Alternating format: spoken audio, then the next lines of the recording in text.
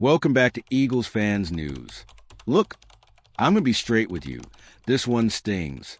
If you're like me, you spent the last few years watching number 11 bully cornerbacks and redefined what it means to be a physical receiver in this league.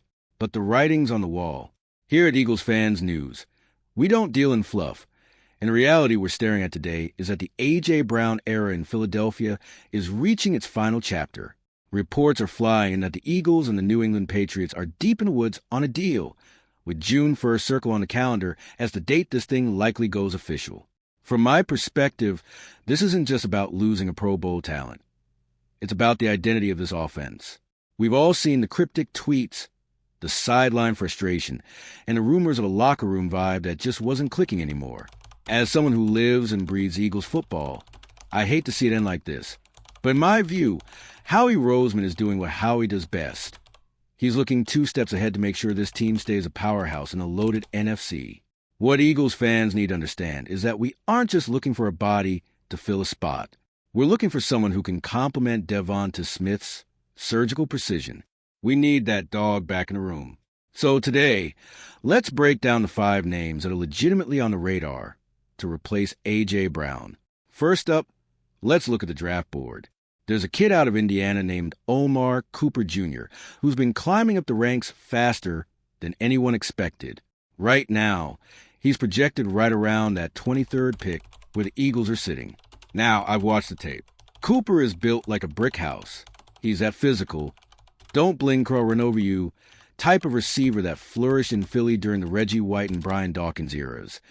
Guys who just played the game harder than the person across from them.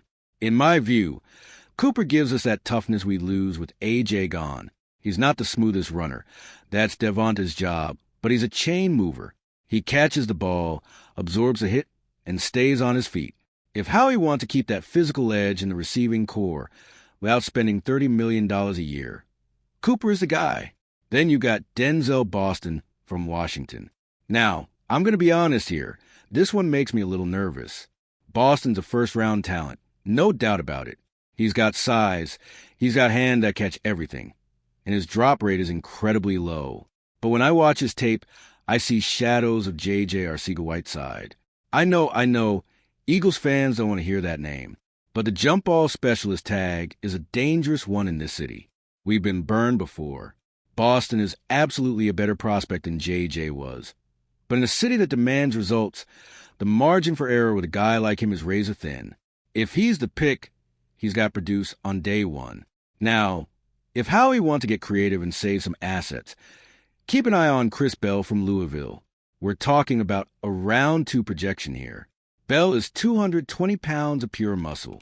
He's been compared to Deebo Samuel because of what he does after the catch. He's a bully ball receiver. Imagine Jalen Hurts having a guy like that in the middle of the field. Someone who can take a slant and turn it into a 40-yard gain just by breaking 3 tackles. If we're moving on from A.J. to balance the books, grabbing a guy like Bell on a rookie contract while keeping our first-round capital, that's a classic Howie Roseman chess move. But let's talk about the trade market, because we know Howie loves a blockbuster. The first name that's heating up is Brian Thomas Jr. out of Jacksonville. Look, Thomas is a freak athlete, but things have been up and down for him with the Jaguars.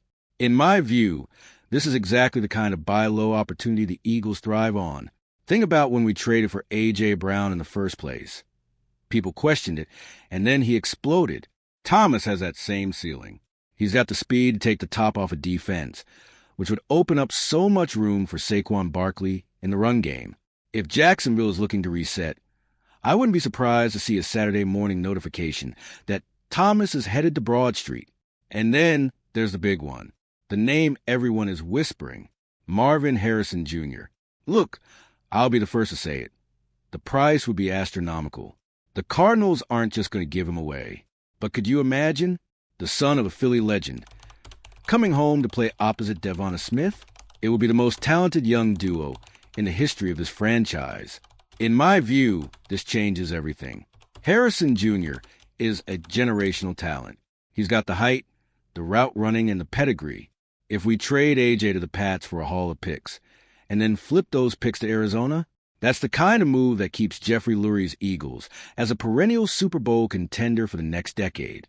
It's a bold thought, I know, but this is Philadelphia. We don't do rebuilding. We reload. We remember the heartbreak of the past, from McNabb-era near misses to the glory of II, and we expect excellence. Losing A.J. Brown is a massive pill to swallow.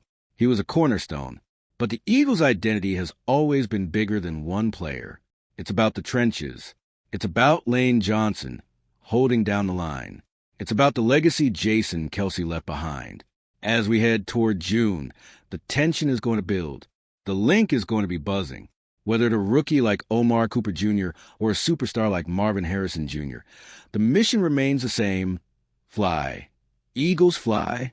We're going to get through this. And we're going to do it the Philly way. With grit, with passion, and with a roster that's ready to fight for every yard.